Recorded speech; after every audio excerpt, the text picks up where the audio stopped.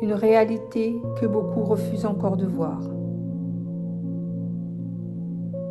Certains enfants ont été maltraités, battus, humiliés, insultés.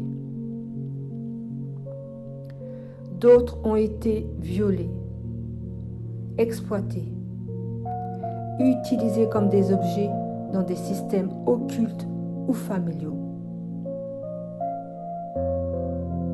D'autres encore ont été psychologiquement détruits, manipulés, dévalorisés, privés d'amour, privés de repères, privés de sécurité. Et pour certains, c'est tout à la fois. Cette souffrance n'est pas marginale, elle est systémique, structurelle.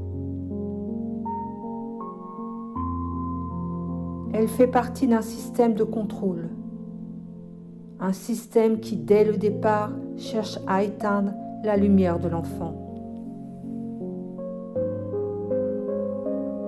à le couper de sa puissance innée, à lui faire croire qu'il n'a pas de valeur propre, qu'il doit obéir, se taire, se soumettre. Ces enfants devenus grands portent dans leurs cellules des mémoires de violence, de domination, de confusion entre amour et douleur. Ils deviennent des adultes qui cherchent à plaire pour ne pas être rejetés, qui acceptent l'inacceptable pour ne pas être seuls, qui se suradaptent pour survivre dans un système malade, qui portent une culpabilité qui ne leur appartient pas,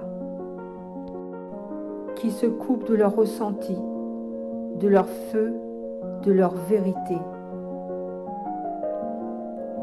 Et c'est ainsi que beaucoup se sont soumis, croyant ne pas avoir le choix.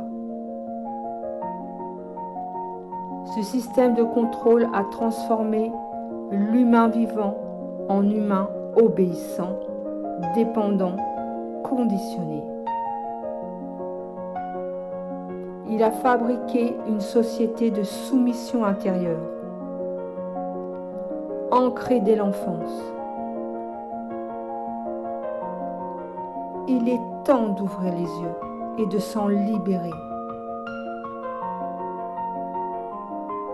Nous ne pouvons pas construire un monde nouveau si nous refusons de regarder la vérité en face. La société a été construite sur le dos de la souffrance des enfants. Mais aujourd'hui, ce cycle peut être brisé, car ces enfants ne sont pas morts. Ils vivent encore dans leur corps, dans les mémoires, dans les voix, dans les regards.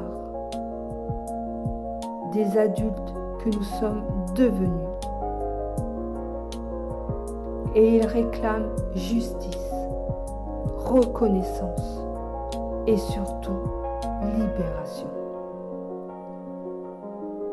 Se libérer, c'est se souvenir de qui nous sommes vraiment. Se libérer, ce n'est pas oublier, ce n'est pas minimiser, c'est cesser de s'identifier à la victime que nous avons été. Nous ne sommes pas ce qui nous est arrivé, nous sommes ce que nous choisissons de redevenir.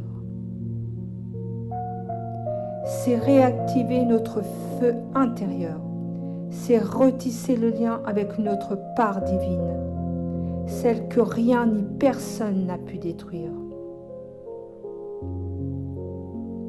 C'est retrouver notre souveraineté, notre verticalité, notre capacité à dire non, à poser des limites, à créer. C'est reconnaître que le sacré en nous n'a jamais cessé d'exister. C'est un appel au réveil collectif, car ce n'est plus le temps du silence, ce n'est plus le temps de la honte, ce n'est plus le temps de la survie. C'est le temps du réveil, le temps de refuser la normalisation de la violence, le temps de redonner leur place à l'innocence, l'intégrité, la vérité. Le temps de reconnaître en chaque être le droit d'exister librement, pleinement, dignement. Ce que tu as vécu est réel, grave, inacceptable. Mais tu n'es pas cela. Tu es la vie qui se relève. Tu es la voix qui éclaire. Tu es l'âme qui n'a pas été vaincue. Et aujourd'hui, c'est à toi que revient le choix.